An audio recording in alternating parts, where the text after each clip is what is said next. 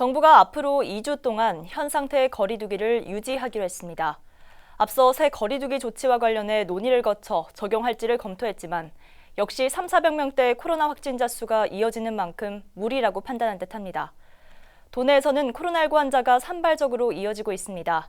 그나마 다행인 건 집단 감염 양상이 줄었다는 건데 그럼에도 확산 위험은 늘 도사리고 있습니다. 박원기 기자의 보도입니다. 정부가 현 코로나19 거리두기 지침을 앞으로 2주 동안 지속 유지하기로 결정했습니다. 때문에 거리두기 1.5단계인 우리 지역에서도 5인 이상 모임 금지 지침은 그대로 적용이 됩니다. 이유는 여전히 하루 평균 전국 확진자 수가 줄지 않고 3,400명대를 유지하고 있기 때문입니다. 새 거리두기 조치는 하루 평균 전국 확진자가 200명 미만일 때 적용하기로 결정한 바 있습니다.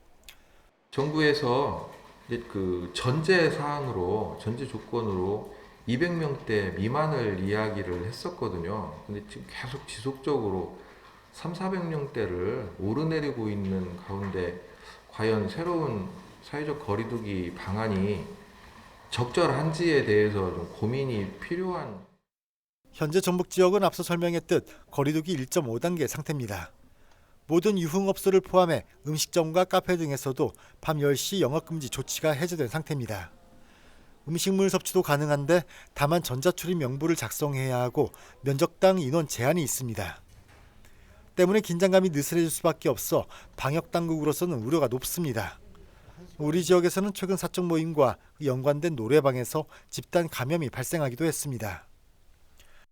사적 모임하고 공적 모임을 구분하는 이유는 공적 모임은 방역수칙이 지켜질 수 있다는 거고요. 사적 모임은 방역수칙이 지켜지기 어렵다는 겁니다. 그리고 5인 이상, 5인 이하 그런 구분을 두고 또 직계냐 아니냐 그런 구분을 두는 이유는 생활터가 다르냐 같으냐에 따라서. 집단 감염 양상은 관리되고 있지만 여전히 산발적 확진은 이어지고 있습니다. 26일 오후 기준으로 전날 밤과 오전 사이 5명의 추가 확진자가 발생했습니다.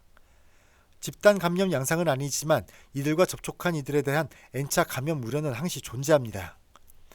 한편 정부는 새 거리두기 체계와 관련해 희망 지역에 한해 시범 적용하는 방안도 추진 중입니다. 하지만 적용이 이루어질 경우 방역은 물론 긴장감이 더욱더 완화돼 그 결과를 예측하기 어려운 만큼 우리 지역으로서는 희망하지 않을 것으로 보입니다.